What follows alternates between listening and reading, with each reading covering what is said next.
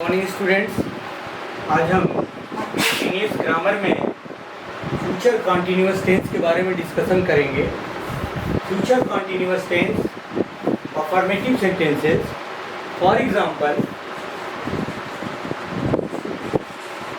वह एक पत्र लिख रही होगी। आप देखेंगे इस तरह की सेंटेंसेस में आखिर में रहा होगा, रही होगी, रहे होंगे, रहा होगा इत्यादि का बोध होता है, यानी कार्य के होने की संभावना, पॉसिबिलिटी जो है व्यक्त की जाती है। वह एक पत्र लिख रहा होगा या वह एक पत्र लिख रही होगी। तो इसमें जब हम इंग्लिश ट्रांसलेट करते हैं इसको हिंदी से, तो इसका रूल है सबसे पहले सब्जेक्ट लिखते हैं, उसके बाद विल बी या शैल बी का यूज़ करते हैं। वर्ब का फर्स्ट फॉर्म, उसमें आईएनजी ऐड करते हैं। उसके बाद ऑब्जेक्ट, जैसे आप देखिए वह एक पत्र लिख रही होगी तो वह की इंग्लिश लिखेंगे यहाँ she will be writing a letter. She will be writing a letter, वह एक पत्र लिख रही होगी।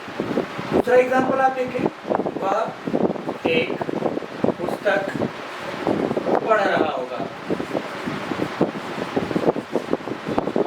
तो इसको आप जब ट्रांसलेट करेंगे तो लिखेंगे he will be, read means होता पढ़ना, आईएनजी ऐड करेंगे तो ही विल बी रीडिंग। क्या पढ़ रहा होगा? A book. He will be reading a book. तो आप देखेंगे कि विल बी और शैल बी का यूज करते हैं, और पहले भी मैंने बताया कि विल का यूज किसके साथ करते हैं और शैल का यूज किसके साथ करते हैं, और उसी के अकॉर्डिंगली आप देखेंगे कि विल बी और शैल बी का भी यूज करते हैं, यानी ही, सी, इट, यू, दे और सिंगुलर नंबर के साथ विल बी का यूज करते हैं। आई, वी और प्लूरल नंबर के साथ शैल बी का यूज करते हैं। तो he will be reading a book, वह एक पुस्तक पढ़ रहा होगा। हम लोग कल स्कूल जा रहे होंगे,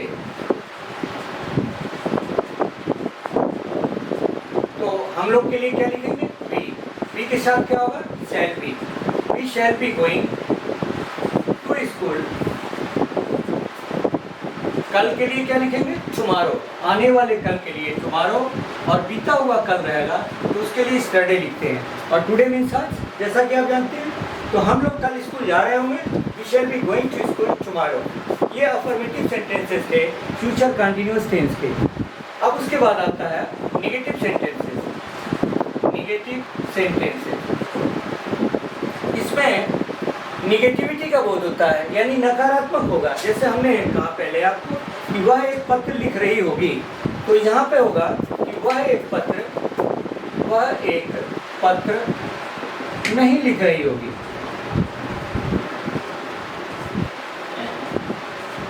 तो इसको जब ट्रांसलेट आप करेंगे तो सबसे पहले सब्जेक्ट, फिर विल नॉट बी या shall not be, plus verb का फर्स्ट फॉर्म प्लस आईएनजी, उसके बाद ऑब्जेक्ट। ओके, वह एक पत्र नहीं लिख रही होगी तो she will not be writing. She will not be writing a letter. She will not be writing a letter, वह एक पत्र नहीं लिख रही होगी। वे क्रिकेट मैच नहीं खेल रहे होंगे। तो वे की इंग्लिश क्या होगी? दे, और दे के साथ क्या होगा? Will. They will not be playing cricket match. They will not be playing cricket match. अब अफर्मेटिव, निगेटिव, उसके बाद आता है interrogative sentences. Interrogative sentences, Hindi में इसको कहते हैं प्रश्नवाचक वाक्य, यानी इसमें सवाल किया जाता है, प्रश्न पूछा जाता है। क्या वे नदी में तैर रहे होंगे? क्या वे नदी में तैर रहे होंगे? तो इसको जब आप ट्रांसलेट करेंगे तो वे की इंग्लिश दे होगा और उसके साथ किसका यूज करते हैं? विल। तो सबसे पहले इसका रूल ये है कि सबसे पहले विल या शैल लिखते हैं, उसके बाद सब्जेक्ट लिखते हैं, उसके बाद बी लिखेंगे, वर्ब का फर्स्ट फॉर्म आईएनजी ऐड करेंगे और उसके बाद ऑब्जेक्ट लिखते हैं। तो क्या वे नदी में तैर रहे होंगे? Will they B swimming, SWIM, swim means तैरना, और जब IND उसमें ऐड करेंगे तो डबल M हो जाता है। Will they B swimming in the river?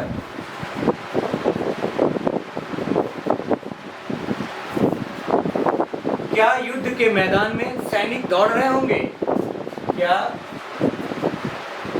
युद्ध के मैदान में सैनिक दौड़ रहे होंगे? Will the soldiers be running in the battlefield?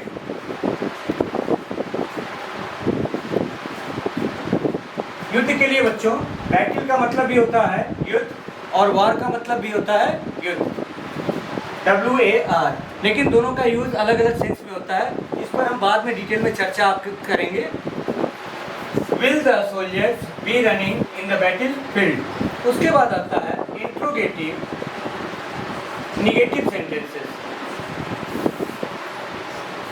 यानी इंट्रोगेटिव भी होगा और निगेटिव भी होगा। क्या खिलाड़ी मैदान में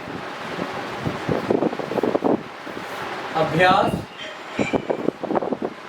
नहीं कर रहे होंगे?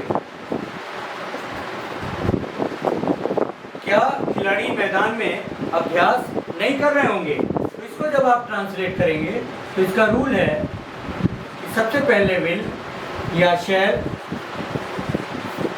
उसके बाद सब्जेक्ट, उसके बाद नॉट, बी, वर्ब का फर्स्ट फॉर्म ING, उसके बाद ऑब्जेक्ट और फिर क्वेश्चन मार्क। क्या खिलाड़ी मैदान में अभ्यास नहीं कर रहे होंगे?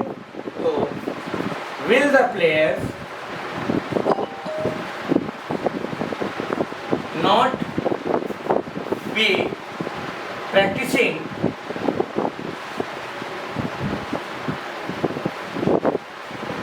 in the sports ground?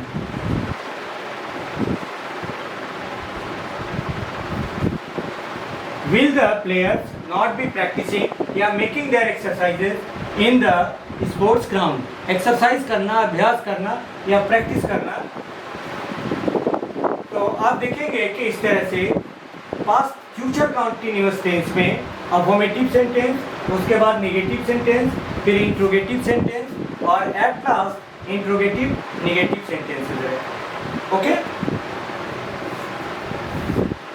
Interrogative negative. बच्चों अब इसी के साथ आप देखेंगे बहुत सारे आपको उदाहरण दिए जाएंगे होमवर्क के रूप में, जैसे क्या वे आज अपना काम नहीं कर रहे होंगे। अब इसको जब आप ट्रांसलेट करेंगे, ध्यान दें, क्या वे आज अपना काम नहीं कर रहे होंगे? तो will they not be doing their work today? और इसी तरह से आप और भी उदाहरण ले सकते हैं और उसके आधार पे आप उसको ट्रांसलेट करेंगे और अभ्यास करेंगे और फिर हम लोग बाद में चर्चा करेंगे। Okay, thank you.